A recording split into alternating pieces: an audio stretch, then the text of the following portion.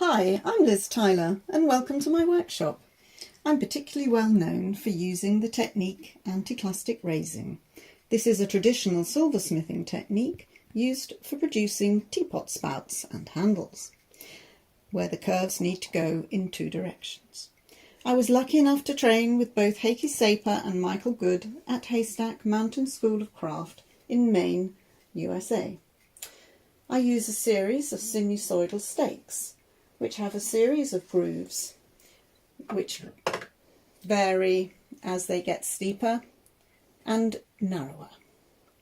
I will use a nylon hammer in a metal stake, or indeed a metal hammer in a nylon stake.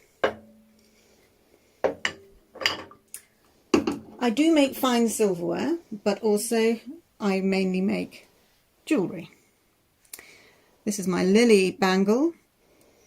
So here the two curves are going in opposite direction. Creates a very strong form, but across the way it's flexible. And that's what allows me to just spring it on, twist and go. I happen to be working on a whole series of earrings at the moment.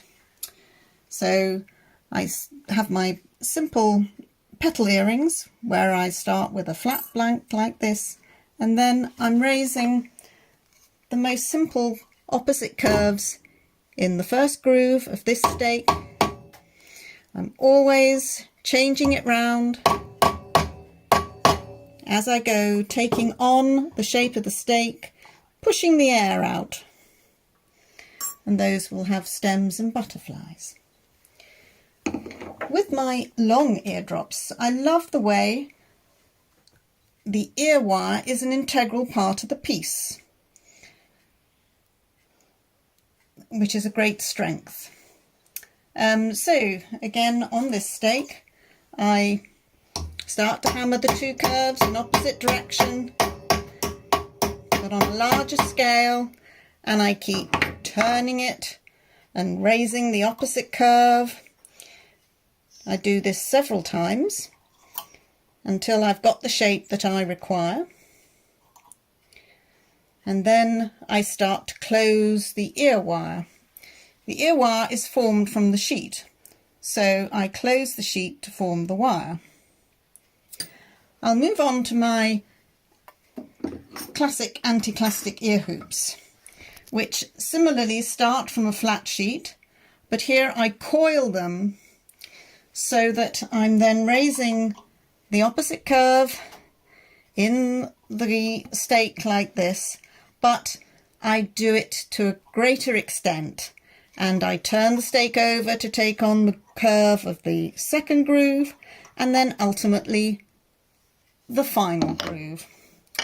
So this then becomes like this.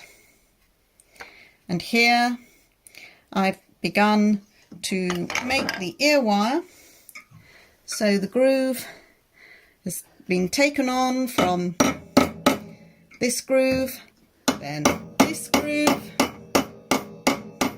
then with the angled end of the cross-peen hammer I'm then putting in a reel. Quite important to get this straight, because that dictates the closure. So then I move to the mandrel and I start to close it.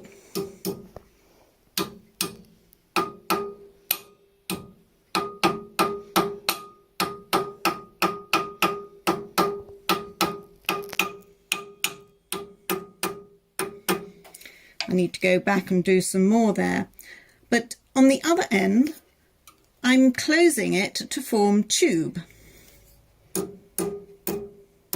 because the ear wire actually comes round and its closure is into the tube. So here I've taken it to a little U, and then with this one I then start to close that to form the tube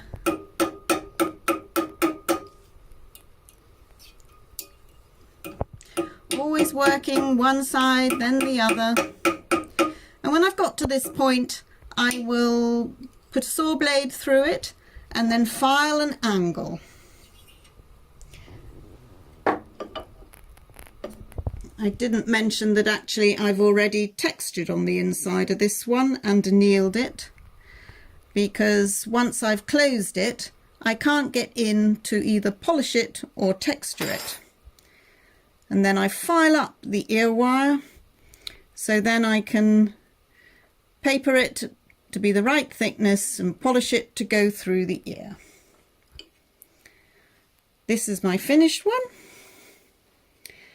And here you can see how the wire, plenty of strength, because you work hard on the metal as you work, and one end hops into the other.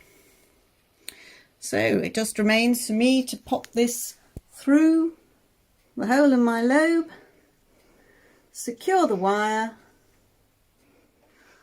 and there we go. Thank you for joining me.